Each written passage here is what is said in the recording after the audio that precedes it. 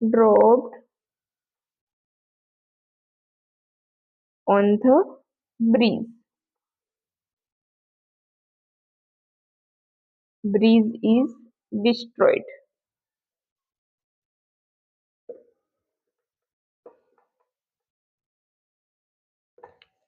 या तो first bomb से डिस्ट्रॉय होगा या फिर सेकंड बॉम्ब से। तो हमें यहाँ पे probability of A union B find out करना है। तो हम कैसे करेंगे? Probability of A plus probability of B minus probability of A intersection B. तो हमारे पास सबकी वैल्यू है। प्रोबेबिलिटी ऑफ ए क्या है? 0.9 plus probability of B 0.7 minus 0.63। तो यहाँ पे हम 9 प्लस 7 करेंगे तो 1.6 minus 0.633।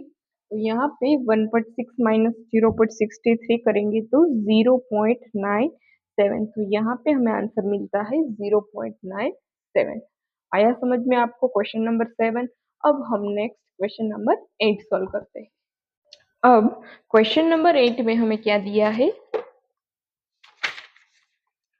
The probability that a teenager coming to a restaurant for dinner। Probability हमें किसकी दी है कि रेस्टोरेंट में टीनेजर है वो डिनर के लिए आते हैं, ऑर्डर पिज्जा, पिज्जा ऑर्डर करते हैं, इसकी प्रोबेबिलिटी है is 0.63।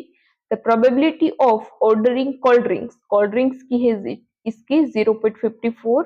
The probability that the teenager order at least one out of pizza and cold drinks is 0.88। अब तीसरी प्रोबेबिलिटी क्या दी है? या तो पिज्जा ऑर्डर करते हैं या तो कोल्ड ड्रिंक, दोनों में से कोई एक। तो इसकी प्रोबेबिलिटी हमें दी है 0.88।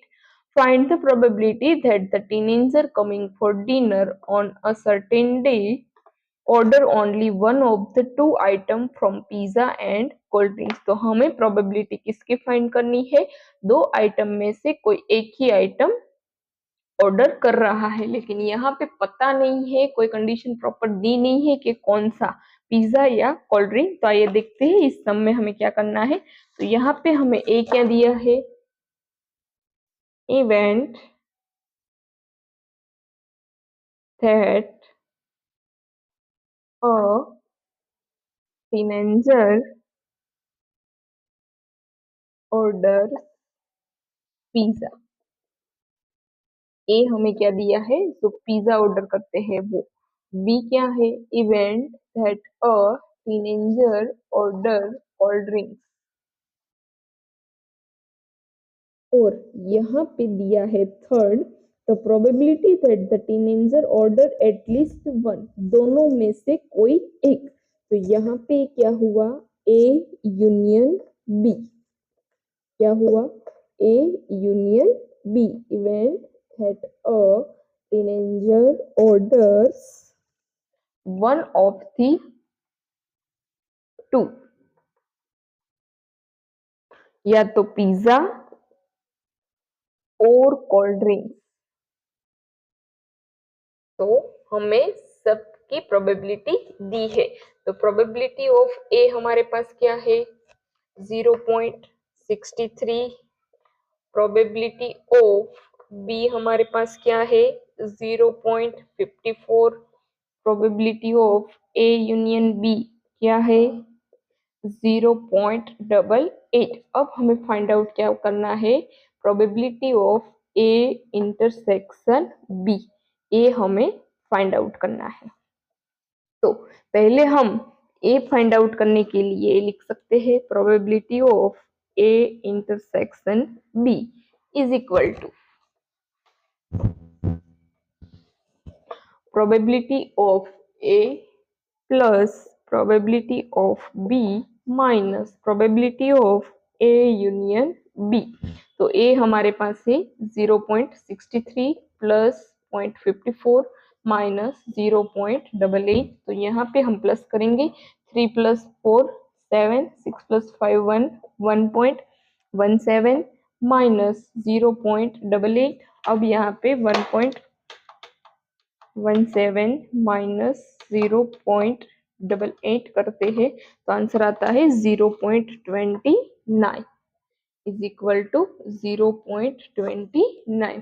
तो अब हमें क्वेश्चन में क्या दिया है कि दोनों में से event that a teenager order only one from pizza and cold drinks, इसमें से कोई एक का ऑर्डर करते हैं तो वो इवेंट सी हुआ हमारा। तो यहाँ पे मैं लिख सकती हूँ C is equal to event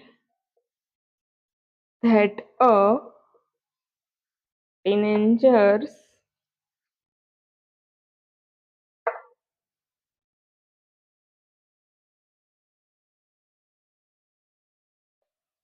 order only one from pizza and cold drinks। तो यहाँ पे दो आइटम है, इसमें से कोई एक का ही ऑर्डर करते हैं। तो हमें यहाँ स्पेसिफिक नहीं बताया है कि पिज्जा या कोल्ड ड्रिंक्स, तो हमें यहाँ पे ए पिज्जा को क्या बोलना है ए डैश और कोल्ड ड्रिंक्स को क्या बोलना है बी डैश। तो अब मैं आगे लिख सकती हूँ यहाँ पे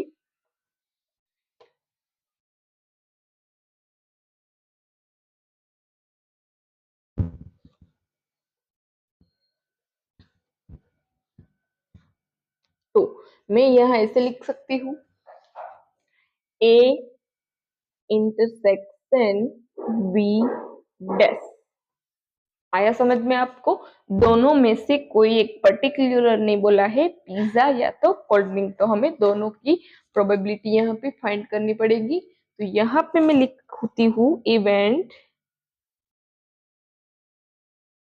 that a teenager orders only for pizza। तो ये क्या हुआ हमारा event A, okay, and not for pizza, sorry not for cold drinks. तो कोल्ड ड्रिंक्स हो क्या हुआ इवेंट बी। तो यहाँ पे एक कंडीशन ये हो सकती है कि ओनली पिज्जा का ऑर्डर करते हैं कोल्ड ड्रिंक्स का नहीं, तो दूसरी उसकी ऑपोजिट हो सकती है। तो यहाँ पे ए डैश यूनियन बी हम लिख सकते हैं, sorry A dash intersection B लिख सकती हूँ। तो यहाँ पे event that a teenager orders only for cold drinks। तो कोल्ड ड्रिंक्स है वो कौन सी इवेंट है event B, not for pizza. तो इवेंट ए यहाँ पे नहीं आएगी। तो दो पॉसिबिलिटी है, या तो पिज्जा ओनली ऑर्डर कर सकते हैं या तो कोल्ड ड्रिंक्स। तो आगे मैं यहाँ लिख सकती हूँ C is equal to A intersection B dash plus sorry union A dash intersection B. Okay, तो मैं यहाँ प्रोबेबिलिटी ऑफ सी फाइंड करने के लिए लिख सकती हूँ probability of A intersection B plus probability of A dash intersection B. तो यहाँ पे मैं लिख सकती हूँ probability of A minus probability of A intersection B. ये सब लोग थियोरिकल पार्ट में आपने समझा था, plus probability of B minus probability of A intersection B.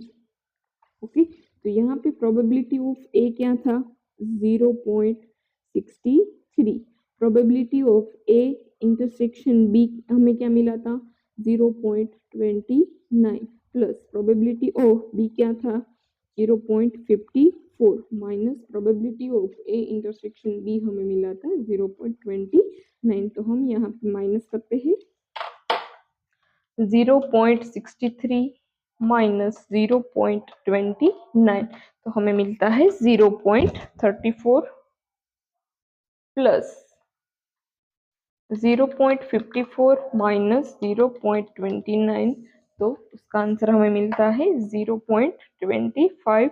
इसका हम प्लस करते हैं, 4 + 5 9, 3 + 2 5.0। तो यहाँ पे हमें प्रोबेबिलिटी क्या मिलती है 0.59। प्रोबेबिलिटी ऑफ सी हमें यहाँ मिली है 0.59। आया समझ में आपको पूरा क्वेश्चन? पहले क्या था, प्रोबेबिलिटी ऑफ ए हमें दी थी, प्रोबेबिलिटी ऑफ बी भी हमें दी थी, यहाँ पे ए दिया था, बी दिया था, probability of A union B दिया था। हमें पहले फाइंड आउट करना था probability of A intersection B. वो फाइंड करने के बाद हमें क्या दिया था, दोनों में से कोई एक ही ऑर्डर करते हैं, या तो पिज्जा या तो कोल्ड ड्रिंक्स। तो यहाँ पे हमने ए इवेंट डाला, इसके बाद ए डैश इंटरसेक्शन बी, फिर प्रोबेबिलिटी ऑफ सी हमने फाइंड आउट